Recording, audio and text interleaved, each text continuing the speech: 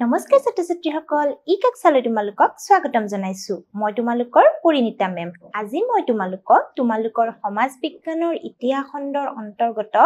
2 number পাঠটি মধ্যযুগৰ অসম এই পাঠটিৰ 4 নম্বৰ অংশটোৰ বিষয়ে আলোচনা কৰিম এতিয়া চাও আহাচোন আজি আমি কি শিকিম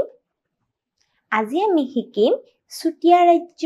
আৰু বাৰভূঞাসকলৰ ৰাজ্যৰ বিষয়ে অৰ্থাৎ সেই সময়ত মধ্যযুগৰ সময়ছোৱাত চুতীয়াসকলৰ ৰাজ্যৰ কথা লগতে বাৰভূঞাসকলৰ ৰাজ্যৰ কথা আমি আজি জানিম ঠিক আছে অৰ্থাৎ তেওঁলোকৰ শাসন পদ্ধতি কেনেকুৱা আছিল কোনজন ৰজাই শাসন কৰিছিল কি হৈছিল এই সকলোবোৰ কথা আজি আমি বিতংভাৱে আলোচনা কৰিম এতিয়া আহাচোন আৰম্ভ কৰো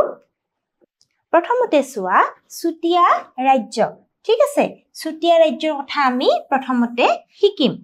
ব্ৰহ্মপুত্ৰ নৈৰ উত্তৰ পাৰে সোৱণশিৰি আৰু দক্ষিণ পাৰে দিচাং নৈৰ পূবে চুতীয়া ৰাজ্য আছিল অৰ্থাৎ চুতীয়া ৰাজ্যখন ক'ত আছিল ব্ৰহ্মপুত্ৰ নৈৰ উত্তৰ পাৰে সোৱণশিৰি আৰু দক্ষিণ পাৰে দিচাং ঠিক আছে সোৱণশিৰি আৰু দক্ষিণ পাৰে দিচাং নৈৰ পূবে আছিল বুজি পাইছানে উত্তৰ পাৰে সোৱণশিৰি নৈ আৰু দক্ষিণ পাৰে দিচাং নৈ এই দিচাং নৈৰ পূবে কি আছিল চুতীয়া ৰাজ্য আছিল এতিয়া তোমালোকক যদি সুধে যে চুতীয়া ৰাজ্যৰ অৱস্থান ক'ত আছিল কি কবা তোমালোকে কবা যে ব্ৰহ্মপুত্ৰ নৈৰ উত্তৰ পাৰে সোৱণশিৰি আৰু দক্ষিণ পাৰে দিচাং নৈৰ পূবে চুতীয়া ৰাজ্য আছিল বুজিলা তাৰ পিছত চোৱা চুতীয়াসকলৰ বিভিন্ন ফৈদ আছিল হিন্দু চুতীয়া বৰাহী চুতীয়া দেউৰী চুতীয়া আৰু মিৰি চুতীয়া অৰ্থাৎ চোৱা মানে মূলত কি আছিল তেওঁলোক চুতীয়া ঠিক আছে কিন্তু তেওঁলোকৰ ভিতৰত কি আছিল কিছুমান ফৈদ আছিল ভাগ আছিল সেইবিলাকৰ ভিতৰত কি হিন্দু চুতীয়া বৰাহী চুতীয়া মিৰি চুতীয়া এইবিলাক দেখিছানে এইবোৰ চোৱা হিন্দু চুতীয়া বৰাহী চুতীয়া দেউৰী চুতীয়া মিৰি চুতীয়া এইবিলাক বুজিলা তাৰ পিছতে চোৱা তাৰ পিছত হল দেউধাই অসম বুৰঞ্জীত খ্ৰীষ্টীয় দ্বাদশ শতিকাৰ আদি ভাগৰ পৰা খ্ৰীষ্টীয় ষষ্ঠদশ শতিকাৰ আদি ভাগলৈকে ৰাজত্ব কৰা 10 জন চুতীয়া ৰজাৰ বিষয়ে উল্লেখ পোৱা যায় অৰ্থাৎ দেউধাই অসম বুৰঞ্জীত আমি কি পাও 10 জন চুতীয়া ৰজাৰ বিষয়ে জানিব পাৰো অৰ্থাৎ 10 জন ৰজাৰ ৰাজত্বকালৰ বিষয়ে কি আছে দেউধাই বুৰঞ্জীত লিপিবদ্ধ আছে তাৰ পিছত চোৱা বীৰপাল চুতীয়াসকলৰ প্ৰথম ৰজা চুতীয়াসকলৰ প্ৰথম ৰজা কোন আছিল বীৰপাল মনত থাকিব যদি খুদে যে চুতীয়াসকলৰ প্ৰথম ৰজাজনৰ নাম কোৱা কি কবা বীৰপাল আৰু ৰত্নধ্বজ পাল বা গৌৰী নাৰায়ণ আটাইতকৈ শক্তিশালী ৰজা আছিল আৰু আটাইতকৈ শক্তিশালী ৰজাজন কোন ৰত্নধ্বজ পাল বা গৌৰী নাৰায়ণ মনত থাকিবনে বীৰপাল হল প্ৰথম আৰু আটাইতকৈ শক্তিশালী বা শ্ৰেষ্ঠ ৰজা বুলি যদি আমি কওঁ তেতিয়া হলে কি হ'ব ৰত্নধ্বজ পাল বা গৌৰী নাৰায়ণ পাল থাকিব মনত এয়া চোৱা গৌৰী নাৰায়ণ ঠিক আছে ৰত্নধ্বজ পাল বা গৌৰী নাৰায়ণ হল তাৰ পিছতে চোৱা ৰত্নধ্বজ পালে গৌড় ৰাজ্যৰ লগতো সম্পৰ্ক স্থাপন কৰিছিল আৰু ৰত্নধ্বজ পালে কি কৰিছিল গৌড় ৰাজ্যৰ লগতো সম্পৰ্ক কৰিছিল চুতীয়াসকলে ৰাজ্যত এক সুসংহত শাসন ব্যৱস্থা প্ৰতিষ্ঠা কৰিছিল আৰু চুতীয়াসকলৰ নিজা ভাষা আৰু ধৰ্ম আছিল তেওঁলোকে কি কৰিছিল ৰাজ্যত সুসংহত শাসন প্ৰতিষ্ঠা কৰিছিল আৰু তেওঁলোকৰ নিজৰ কি আছিল ধৰ্ম আছিল আৰু ভাষা আছিল তেওঁলোকে শক্তিৰ উপাসক আছিল আৰু শদিয়াৰ কেঁচাই খাইটি গোসানীৰ পূজা কৰিছিল চুতীয়াসকল কি আছিল শক্তিৰ উপাসক শক্তি পূজা বিশ্বাস কৰিছিল আৰু কাৰ উপাসক আছিল মূলত শদিয়াৰ কেঁচাই খাইটি গোসানীৰ এটো মনত ৰাখিবা দেই শদিয়াৰ কেঁচাই খাইটি গোসানীৰ কি কৰিছিল তেওঁ পূজা কৰিছিল অৰ্থাৎ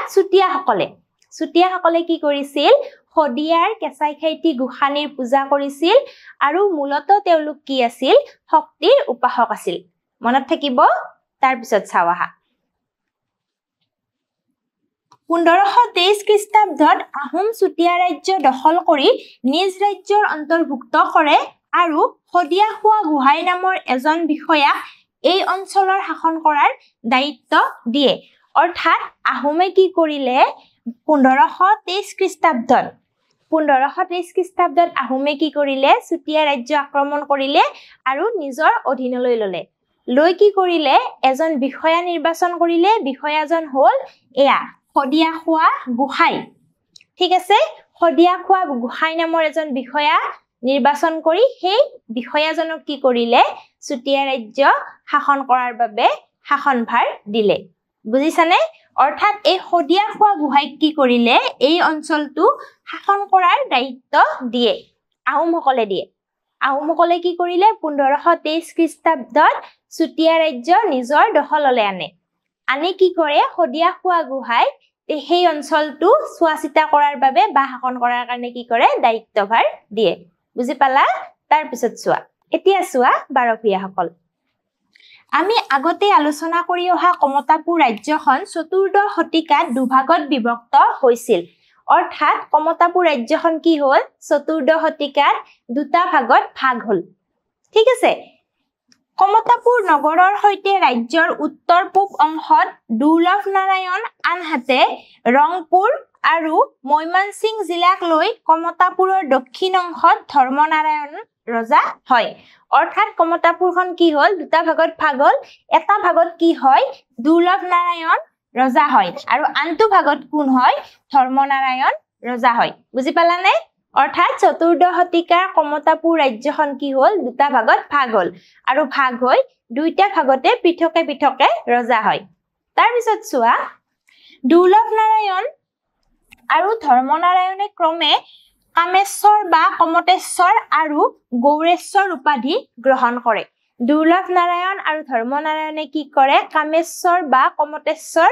আৰু ক্ৰমে গৌৰেশ্বৰ উপাধি গ্ৰহণ কৰে অৰ্থাৎ দুৰ্লভ নাৰায়ণে কি উপাধি লৈছিল কামেশ্বৰ বা কমতেশ্বৰ আৰু ধৰ্মনাৰায়ণে কি লৈছিল গৌৰেশ্বৰ মনত থাকিব তাৰ পিছত চোৱা এই ৰাজ্য দুভাগত বিভক্ত হোৱাৰ সময়ত কমতেশ্বৰ দুৰ্লভ নাৰায়ণে গৌৰেশ্বৰ ধৰ্মনাৰায়ণৰ পৰা 7 ঘৰ ব্ৰাহ্মণ আৰু 7 ঘৰ কায়স্থ উপহাৰ স্বৰূপে লাভ কৰে অৰ্থাৎ দুৰ্লভ নাৰায়ণে কি কৰে এই বিভক্ত যে হল হোৱাৰ পিছত দুৰ্লভ নাৰায়ণে কি কৰে গৌৰেশ্বৰ ধৰ্মনাৰায়ণৰ পৰা কি কৰে 7 ঘৰ ব্ৰাহ্মণ আৰু 7 ঘৰ কায়স্থ উপহাৰ হিচাপে গ্ৰহণ কৰে অৰ্থাৎ মানে মানুহ আৰু 7 ঘৰ ব্ৰাহ্মণ মানুহ আৰু 7 ঘৰ কায়স্থ মানুহ কি কৰে দি দিয়ে মানে যে এইখিনি আগতে কি আছিল সীমা আছিল নে নাই সব বস্তুৰে সীমা আছিল ন ৰাজ্যখনৰ সীমা আছিল যে এইখিনিৰ পৰা এই পূব সীমা এইটো সীমাৰ পৰা অমুকে ৰাজত্ব কৰিব এনেকুৱা আছিল ঠিক আছে কমতাপুৰখনো কি হল দুভাগত বিভক্ত হল হোৱাৰ পিছত দুজন ৰজা হল দুৰ্লভ নাৰায়ণ আৰু ধৰ্মনাৰায়ণ তেতিয়া কি হল যে দুৰ্লভ নাৰায়ণে কি কৰিলে ধৰ্মনাৰায়ণৰ পৰা উপহাৰ পালে 7 ঘৰ কায়স্থ মানুহ আৰু 7 ঘৰ ব্ৰাহ্মণ মানুহ দুৰ্লভ নাৰায়ণে কি উপাধি লৈছিল দুৰ্লভ নাৰায়ণে লৈছিল কমতেশ্বৰ আৰু ধৰ্মনাৰায়ণে কি লৈছিল গৌৰেশ্বৰ মনত থাকিব ঠিক আছে তাৰ পিছত চোৱা এওঁলোকৰ ভিতৰত চণ্ডীবৰ মুখিয়াল আছিল সেয়েহে চণ্ডীবৰক শিৰোমণি ভূঞা পাতিছিল আৰু এওঁলোকৰ ভিতৰত মুখিয়াল কোন আছিল চণ্ডীবৰ আৰু তেওঁক কি পাতিছিল শিৰোমণি ভূঞা তাৰ পিছত চোৱা এই লোকসকলে পাছলৈ অসমত বাৰভূঞা হিচাপে জনাজাত হৈছিল আৰু এই চণ্ডীবৰৰ বংশতে শ্ৰীমন্ত শংকৰদেৱৰ জন্ম হৈছিল আৰু শ্ৰীমন্ত শংকৰদেৱৰ জন্ম ক'ত হৈছিল এই চণ্ডীবৰৰ বংশতে হৈছিল আৰু এওঁলোকে পিছলে কি হয় বাৰভূঞা নামে প্ৰচলিত হয় অৱশ্যে অসমৰ বাৰভূঞাসকলৰ উত্থান সম্পৰ্কে আৰু বহুতো কাহিনী আছে কিছুমানে ক'ব খোজে যে কামৰূপ ৰাজ্যৰ পূবৰ শাসন ব্যৱস্থাত ৰজাৰ পৰা ৰাজহ মুক্ত হোৱা শক্তিশালী সামন্তসকলেই পৰৱৰ্তী সময়ত ভূঞা হিচাপে প্ৰতিষ্ঠিত হয় অৰ্থাৎ এই বাৰভূঞাসকলৰ উত্থান সম্পৰ্কে বহুতো কাহিনী আছিল বিভিন্ন ধৰণে বিভিন্নজনে ক'ব বিচাৰে ঠিক আছে তাৰ ভিতৰতে এটা কি আছিল চোৱা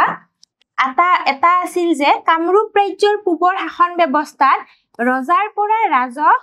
মুক্ত হোৱা শক্তিশালী সামন্তসকলে অৰ্থাৎ যিয়ে ৰাজহ দিব নালাগে তেওঁলোকে কি হল শক্তিশালী সামন্তসকলে ভূঞা হিচাপে প্ৰতিষ্ঠিত হয়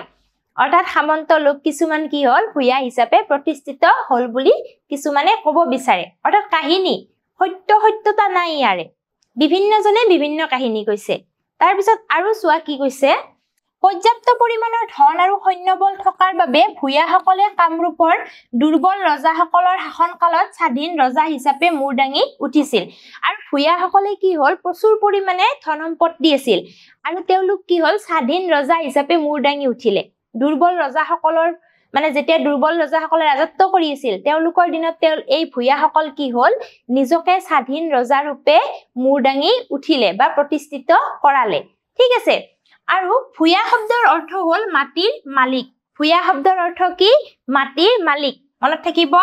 মাটিৰ মালিক ভূঞা শব্দটোৰ অৰ্থ কি সুধিলে হ'ব মাটিৰ মালিক মনত ৰাখিবা দেই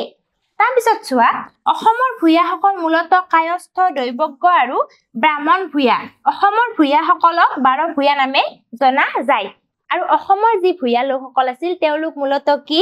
কায়স্থ দৈবজ্ঞ ব্ৰাহ্মণ ঠিক আছে আৰু এই ভূঞাসকলকে কি বুলি জনা যায় 12 ভূঞা নামে জনা যায়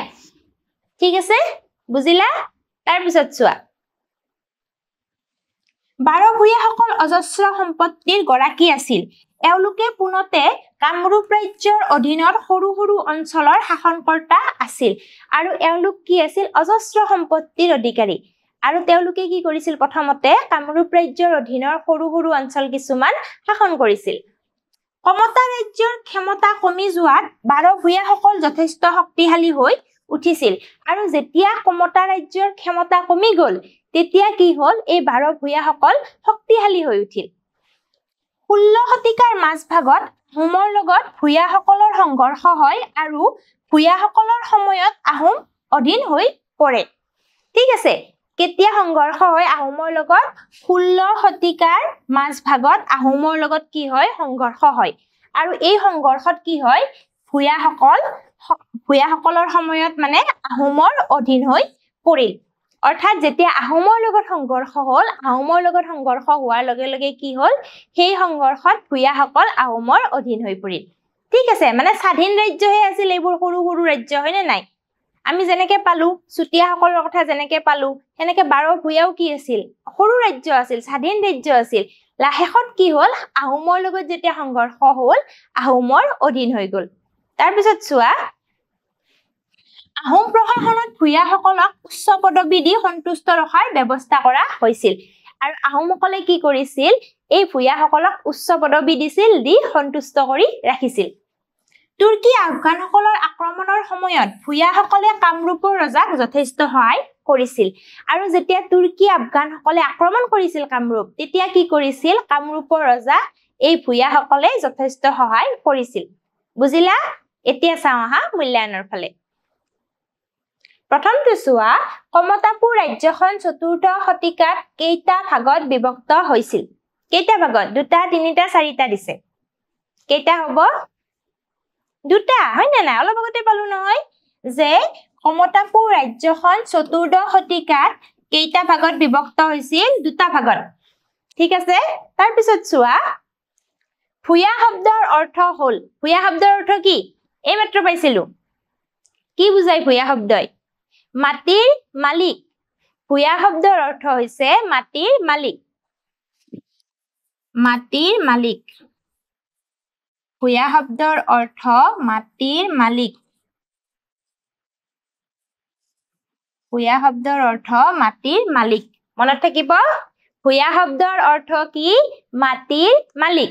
তাৰ পিছত চোৱা চুতীয়াসকল শদিয়াৰ কেঁচাইখাইটি গোসানীৰ পূজা কৰিছিল চুতীয়াসকলে শদিয়াৰ কেঁচাইখাইটি গোসানীৰ পূজা কৰিছিল নে নাই শুদ্ধ নে অশুদ্ধ শুদ্ধ হয় নে নাই শুদ্ধ কাৰণ শদিয়াৰ কেঁচাইখাইটি গোসানীৰ পূজা চুতীয়াসকলে কৰিছিল তেওঁলোক কি আছিল শক্তি পূজাৰ উপাসক আছিল হয় নে নাই বুজিলা আজিলৈ ইমানতে এৰিছো পৰৱৰ্তী শ্ৰেণীত পৰৱৰ্তী অংশৰ সৈতে আকৌ লগ পাম ধন্যবাদ